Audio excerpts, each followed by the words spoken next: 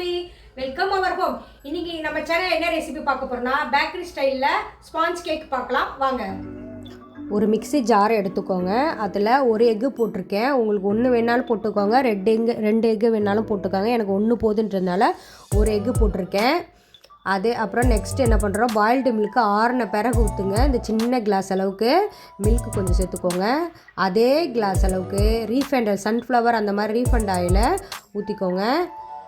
அதே கிளாஸ் அளவுக்கு தான், இது பெரிய கிளாஸ்ன்ற ஊற்றி வச்சுருக்கேன். இந்த கிளாஸ் அளவுக்கு தான் ரீஃபைண்ட் ஆயில் எடுத்துக்கோங்க. இதை வந்து நல்லா மிக்ஸ் பண்ணிக்கலாம். நல்லா மிக்ஸ் பண்ணிக்கோங்க. அடுத்தது நெக்ஸ்ட்டு வந்து இதே கிளாஸ் அளவுக்கு தான் நான் வந்து மைதா மாவு இருக்குது என்கிட்டன்றதுனால மைதா மாவு எடுத்துக்கிட்டேன். நீங்கள் கோதுமை மாவில் கூட எடுத்துக்கலாம். இதில் வந்து 1.25 கிளாஸ் அளவு போட்டிருக்கேன். நெக்ஸ்ட்டு இது பார்த்திங்கன்னா பேக்கிங் பவுடர் 1 ஸ்பூன் போட்டுக்கலாம்.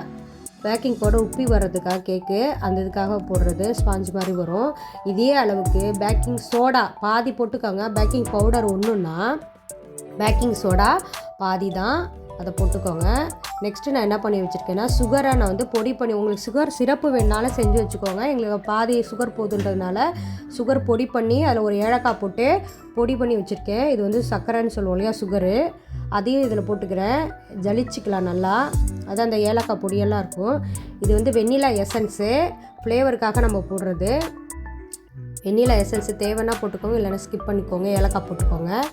நெக்ஸ்ட்டு வந்து அந்த க்ரீம் அரைச்சி வச்சுருக்கோம் இல்லையா ஜாரில், அதை மிக்ஸ் பண்ணிவிட்டு இந்த மிக்சர் மூலயமா, ஹேண்ட் மிக்சர் இருக்கு இல்லையா, இது மூலியம் நல்லா ஷேக் பண்ணிக்கோங்க. அப்போ தான் கேக் ஸ்பாஞ்சு மாதிரி வரும். நல்லா கேக் பண்ணிட்டு பாருங்கள். டூட்டி ஃப்ரூட்ஸ் தேவைன்னா போட்டுக்கோங்க, இல்லைன்னா ஸ்கிப் பண்ணிவிடுங்க. இந்த பாருங்கள், இந்த கன்சிஸ்டன்சி வரணும். அந்த பாருங்கள் எடுத்தாக கீழே விழுது பாருங்கள், அந்த மாதிரி அந்த கன்சிஸ்டன்சியில் பாருங்கள் மடல் மடலாக விழுவுதா, அந்த கன்சிஸ்டன்சி வரணும். இன்னும் கொஞ்சம் கெட்டியாக கூட இருக்கலாம். எடுத்தால் அப்படி மடிப்பு மாதிரி அப்படியே விழுவணும். ஒரு டிஃபன் பாக்ஸில் ஆயில் ஃபில் பண்ணிவிட்டு அதில் வந்து ட்ரை மாவை ஸ்ப்ரெட் பண்ணி விட்டுருக்கோம் ஒட்டாமல் வர்றதுக்காக. அடுத்து நெக்ஸ்ட் இதை வந்து பாதி போட்டுக்கோங்க, ஃபுல்லாக போடாதீங்க, பொங்கி வந்துடும்.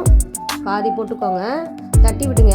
ஏர் பபிள் இருக்கும் உள்ளுக்கு, அதனால நல்லா டிஃபன் பாக்ஸ் ஒரு தட்டு தட்டிட்டு அது மேலே டூட்டி ஃப்ரூட்ஸ் இருக்கு இல்லையா, அதை ஸ்பில் பண்ணி விட்டுங்க. வேணுன்னா போட்டுக்க, வேணான்னா ஸ்கிப் பண்ணிக்கோங்க. ஒரு குக்கரில் 15 மினிட்ஸ் முன்னாடியே சிம்மில் வச்சு ஹீட் பண்ணிவிட்டு அது உள்ளுக்கு ஒரு ஸ்டாண்டு வச்சுருக்கேன் பாருங்கள். அது மேலே தான் இந்த டிஃபன் பாக்ஸை நான் வச்சு ஹீட் பண்ண போகிறேன்.